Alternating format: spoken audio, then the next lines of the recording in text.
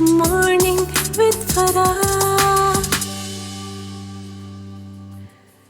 Welcome back. ATV morning आप देख रहे हैं और आज का दिन जैसे ओपनिंग में भी जिक्र हो चुका है, यौम यकजहती कश्मीर, एक ऐसा दिन जिस दिन हर पाकिस्तानी कम से कम आज के दिन तो बड़े खुलूस के साथ दुआ करता है कि अल्लाह ताला हमारे कश्मीरी भाइयों को आज़ादी का सूरज देखना नसीब करे।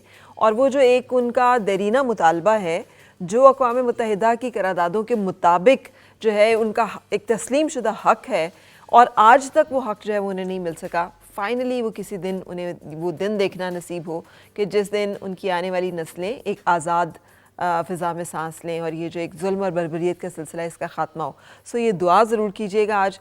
और हम जो कुछ भी कर सकते हैं, आजकल तो हम ये गिला नहीं कर सकते कि हम कुछ कर नहीं सकते। सोशल मीडिया इतनी बड़ी पावर है कि उसके ऊपर कम से कम आज के दिन तो हैशटैग कश्मीर जो है चलना चाहिए और हम सब की राय, हम सब की बात जो है ये वज़न रखती है। सो जब हम अपनी बात कहते हैं और अपनी राय का इजहार करते हैं तो हम खैर की तरफ अपना वज़न डालते हैं, अपना वोट डालते हैं और ये एक बहुत बड़ा कदम होता है। हम इसे अनइम्पॉर्टेंट ना समझें, ये बहुत सिग्निफिकेंट एटलीस्ट जो हम कर सकते हैं। आज इस बारे में बात करने के लिए हमारे साथ जो लोग हैं उनमें जो पहली शख्सियत है, इनकी बड़ी एक लॉन्ग कंट्रीब्यूशन तमाम कश्मीरियों की तरह ये भी एक कश्मीरी हार्ट, जिसे दिल से कश्मीरी और अपने वतन के लिए, अपने लोगों के लिए दिल तड़पता है और ये उस मूवमेंट के साथ जुड़े हुए हैं। हुर्रियत रहनुमा है अब्दुल हमीद लोन साहब। अस्सलाम वालेकुम, थैंक यू फॉर ज्वाइनिंग।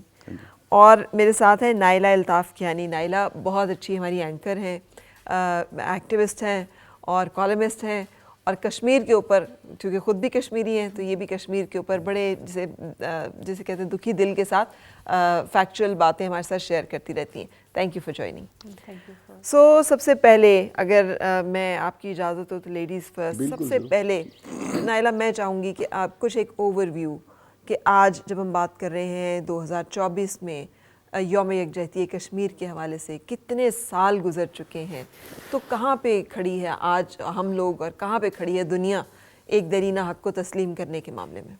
जी, पहले तो बहुत शुक्रिया फ़रा, आपने अपने प्रोग्राम में बुलाया और आज का दिन बहुत इम्पॉर्टेंट था, उसकी इम्पोर्टेंस को एक्नॉलेज किया, ये बहुत अहम बात है। थैंक यू वेरी मच सब कश्मीरियों की तरफ से। जो यौम यकजहती बनाता है पाकिस्तान, दुनिया भर में जहाँ पर भी पाकिस्तानी हैं और जहाँ पर भी कश्मीरी मुकीम हैं, ये दिन बनाया जाता है, हाथों की ज़ंजीर बनाई जाती है और ज़ाहिर करते हैं जो पाकिस्तान के अवाम हैं कि वो कश्मीरियों के साथ उनके मसले में हमेशा दिल से और शामिल हैं और वो हमेशा उनकी हमायत करते रहेंगे और ये एक बड़ा जेस्चर है जिसके लिए कश्मीरियों के दिल में बहुत एहतराम है। हम समझते हैं कि जो पाकिस्तान की अवाम है, ख़ास तौर पे हुकूमतों का भी शुक्रिया कि वो हमेशा साथ रहे हैं, मगर अगर कहीं ऊंच नीच उतार चढ़ाव रहा भी है तो पाकिस्तान के अवाम ने हमें कभी अलहदा नहीं समझा, उन्होंने हमें हमेशा अपना हिस्सा समझा है और हमेशा अपनी सपोर्ट का हमें एहसास दिलाया है। तो इसके लिए जो पाकिस्तान के अवाम हैं उनका बहुत शुक्रिया। और ये दिन जो हम बनाते हैं यकजहती कश्मीर का, हम फ़र्क नहीं करते, पाकिस्तान की आवाम, कश्मीर की आवाम हुकूमती सतह पे भी नहीं है लेकिन आवाम की सतह पे तो बिल्कुल ही नहीं है। जी, हमें बिल्कुल ऐसा लगता है हमारे अपने बहन भाई जैसे हम हैं वैसे ही हमारे कश्मीरी बहन भाई। जी, आपने बिल्कुल ठीक कहा। इसकी बहुत ज़्यादा मिसाल ये भी है कि आपको मालूम है कि कश्मीर में कुछ स्पेशल राइट्स हैं, कश्मीरियों के पास कुछ स्पेशल स्टेटस है, वो हमारे पास भी है और मकबूजा कश्मीर में भी था जो अब ख़त्म कर दिया गया है। तो उसके ख़िलाफ़ वो इस तरह का है कुछ कि हमारी जो ज़मीन है उस पर हमारा अपना कंट्रोल है, स्टेट सब्जेक्ट होना चाहिए, आपको कश्मीर ही का बाशिंदा होना चाहिए, उसको उस पर कोई भी मलकियत के हक़ के लिए। मगर हिंदुस्तान में जो आम आवाम हैं वो अदालतों में गए कि कश्मीरियों का स्पेशल राइट ख़त्म होना चाहिए, लेकिन पाकिस्तान में इस तरह की कोई बात नहीं है। हमारे बहुत सारे लोग जो पाकिस्तान में मुकीम हैं वो यहाँ के इलेक्शंस में वोटर्स हैं क्योंकि उन्होंने यहाँ पे अपनी वोटिंग लिस्ट में नाम लिखवाए हुए हैं। यहाँ पे हमारी सीट्स हैं स्पेशल जो यहाँ से लोग उनको मुंतखब करते हैं और वो कश्मीर की असेंबली में बाकायदा वो लोग बैठते हैं। 12 सीट्स हैं, तो हमने कभी अजनबियत महसूस ही नहीं की और ना ही हमारे स्पेशल राइट्स का कोई, हम यहाँ ज़मीन ख़रीद सकते हैं पाकिस्तान में। पाकिस्तान में वाले लोग जो हैं हमारे भाई होने के बावजूद कश्मीर के अंदर ज़मीन की मलकियत नहीं ले सकते, लेकिन इसके लिए उनके दिल में ग्रज नहीं है, वो महसूस करते हैं कि हम उनका अपना हिस्सा हैं और इसके खिलाफ कोई अदालतों में नहीं गया और ये कि ये आपका राइट है और यही फ़र्क है आज़ाद कश्मीर और मकबूजा कश्मीर में, जिसकी वजह से हम कहते हैं। अच्छा अब्दुल हमीद लोन साहब, آئی نو کہ کتنا درد دل کے ساتھ آپ پوری اس کیمپین کو رن کرتے ہیں اور کرنے کی ضرورت بھی ہے.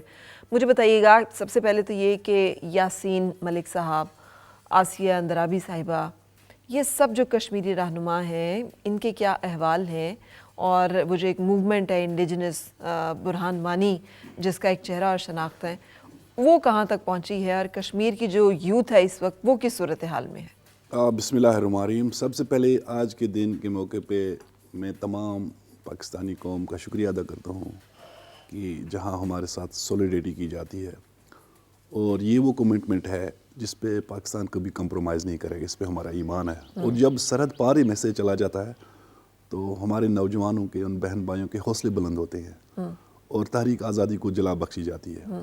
تو اس دن کی اتنی اہمیت اور افادیت ہے. آپ نے جو بات کی پرزنرز کے حوالے سے یا برہان وانی کے حوالے سے, دیکھیں ہماری تحریک آزادی حق پہ مبنی تحریک ہے, بلا شبہ. یہ کوئی انٹرنل معاملہ نہیں ہے کسی ریاست کا اگر وہ کہے, یا بائیلیٹرل ایشو بھی نہیں ہے, ایک انٹرنیشنل ایشو ہے جس میں ہماری چوتھی جنریشن آج لڑ رہی ہے, مر رہی ہے, کٹ رہی ہے, اور ہم پر امید ہیں کہ یہ قربانیاں جو ہیں رائیگان نہیں جائیں گی.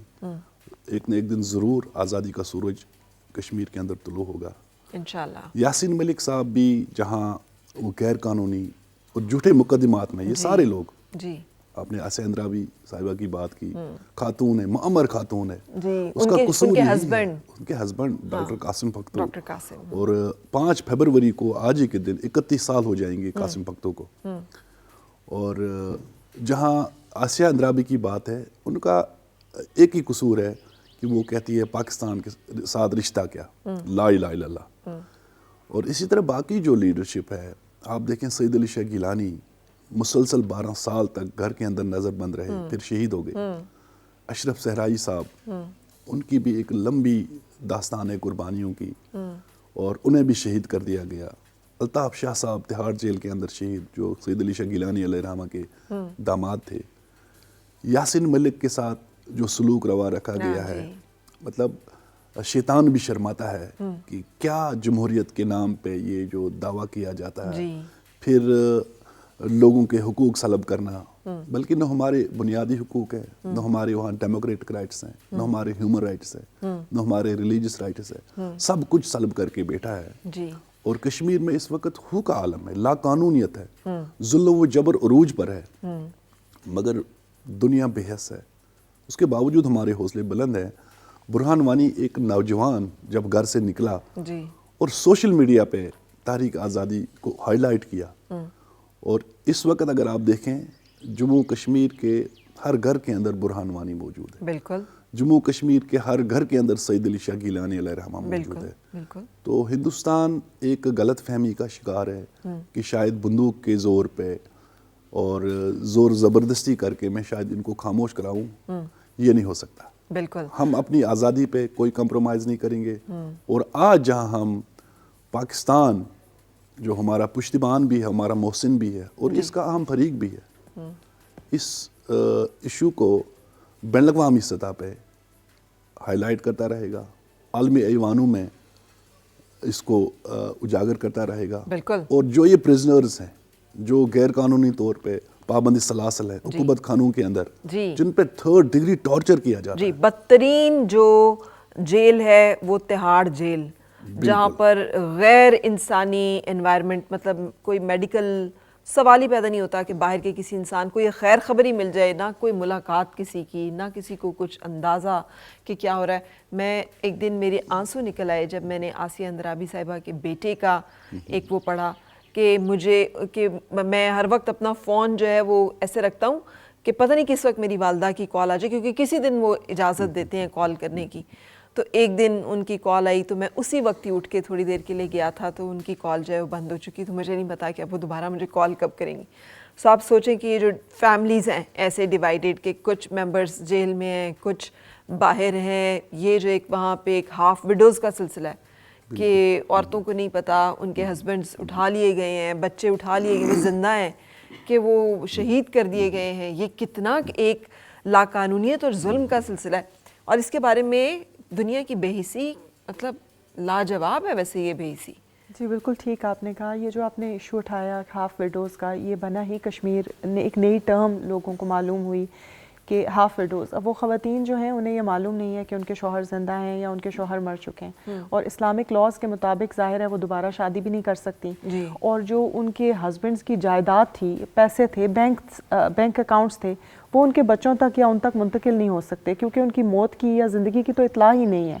تو ان لوگوں کے جو فائنینشیل پرابلمز ہیں اور ان لوگوں کو جو جائیدادیں نہیں مل رہی اور بچے ایک عملاً یتیم کی طرح زندگی گزار رہے ہیں, اور وہ رحم و کرم پہ ہیں کیونکہ کشمیر کی آپ کو پتہ ہے سوسائٹی بھی ایسی ہے کہ وہاں پر خواتین بہت زیادہ باہر نہیں نکلتی. حالات بھی ایسے ہیں پچھلے 30-35 برس سے کہ آپ کو ریپ ایک بہت بڑا وہاں پہ ویپن کے طور پہ یوز کیا جا رہا ہے. مطلب وہاں پر دیکھیے کہ بدترین صورتحال یہ ہے کہ آج کل کی دنیا میں رپورٹڈ کیسز ہیں, مطلب پوسپورا رپورٹڈ کیسز ہیں کہ جی ملٹری نے پورے گاؤں جہاں 8 سال سے لے کر 80 سال تک کی بچی کا ریپ کیا گیا. اٹس رپورٹڈ, BBC رپورٹ کر رہا ہے سب چیزیں. لیکن صحیح. اور پھر فرسکنگ ہے نا, آپ باہر نکل رہے ہیں تو جگہ جگہ آپ کو کوئی بھی روک سکتا ہے, تلاشیاں لے سکتے ہیں, آپ کو ہراساں کر سکتے ہیں, بات چیت کے ذریعے تنگ کر سکتے ہیں, اور آپ کے پاس اس کے خلاف کوئی ریفیوج نہیں ہے, آپ کچھ نہیں کر سکتے. یہ کیسز اگر آپ نے دیکھا کہ رپورٹ ہوتے ہی نہیں ہیں, اور اگر رپورٹ ہوتے بھی ہیں تو آج تک آپ نے کوئی سزا ہوتے ہوئے نہیں دیکھی, کسی انٹرنیشنل کورٹس تک بات جاتے ہوئے نہیں دیکھی. تو دیکھیے جبری گمشدگی, لاپتہ افراد کا ایشو جو ہے یہ کشمیر میں کیوں نہیں ہے اتنا, اس پہ واویلا کیوں نہیں ہوتا کہ یہ جو باپ ہیں یا بھائی ہیں یا بیٹے ہیں یہ جبری طور پہ کہاں گمشدہ ہیں, یہ کہاں لاپتہ ہیں, کوئی تو اتا پتہ ان کا ہوگا نا, کسی کے پاس تو ہوگا. بالکل ٹھیک کہا آپ نے فرح. ایک تو بات یہ ہے کہ دنیا میں ویسے بھی اب آپ نے جنرلی بھی دیکھا ہوگا کہ جو انسانی حقوق ہیں ان کو لپ سروس تو ضرور کی جاتی ہے لیکن ان کو اہمیت دی نہیں جاتی. ابھی ہم نے فلسطین کے معاملے میں دیکھا کہ کس طرح تمام سول سوسائٹیز ایک طرف اکٹھی ہوئی ہیں, لیکن اس کے باوجود وہ اپنی حکومتوں کو مجبور نہیں کر پا رہی کہ وہ فلسطین کے معاملے میں جائز سٹینڈ لیں. تو کشمیر کا معاملہ بھی اسی طرح ہے کہ آلدو بہت زیادہ اویئرنیس بھی نہیں ہے, جو کہ ہمیں بھی چاہیے کہ ہم سول سوسائٹیز کو اپروچ کریں اور ہمارے نوجوان اپنی سٹوریز لے کے سوشل میڈیا کے تھرو, باقی جو رائٹنگز ہیں, موویز بنانے کے تھرو, چھوٹی چھوٹی ڈاکیومنٹریز بنانے کے تھرو اپنی سٹوریز لوگوں تک پہنچائیں. یہ بالکل کیا جانا چاہیے.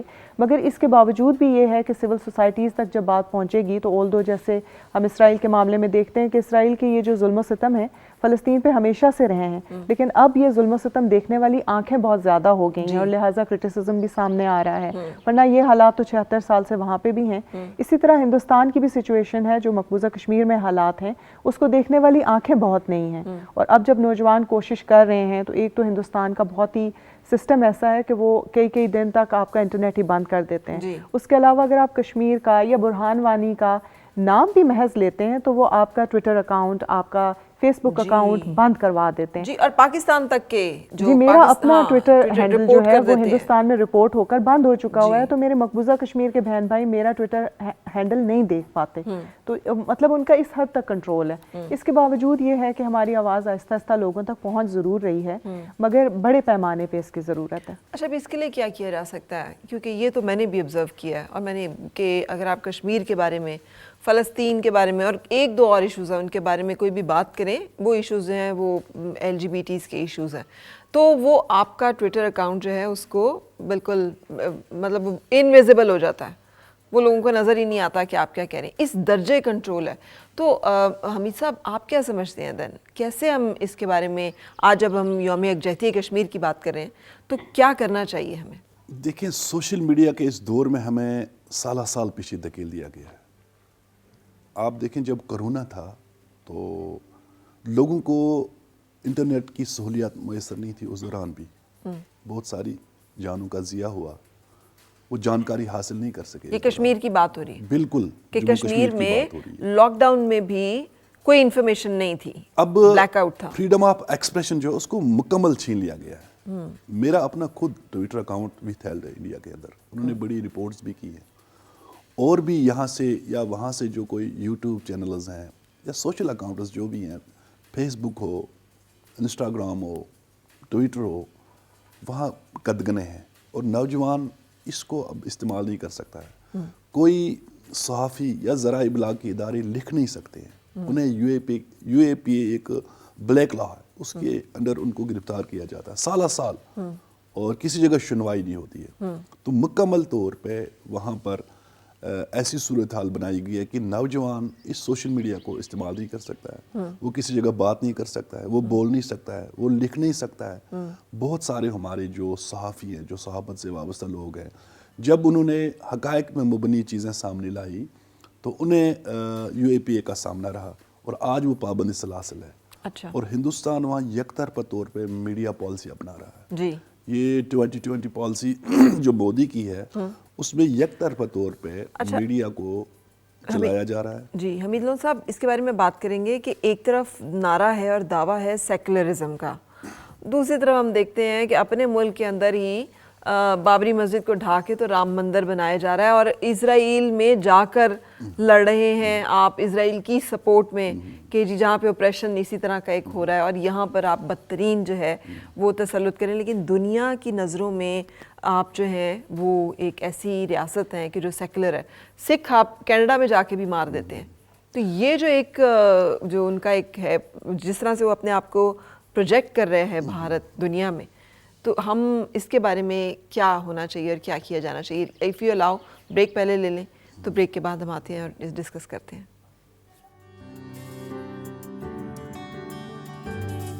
گنگنائے ہیں گم شدہ جو خوشیاں ساری وہ ڈھونڈ لائے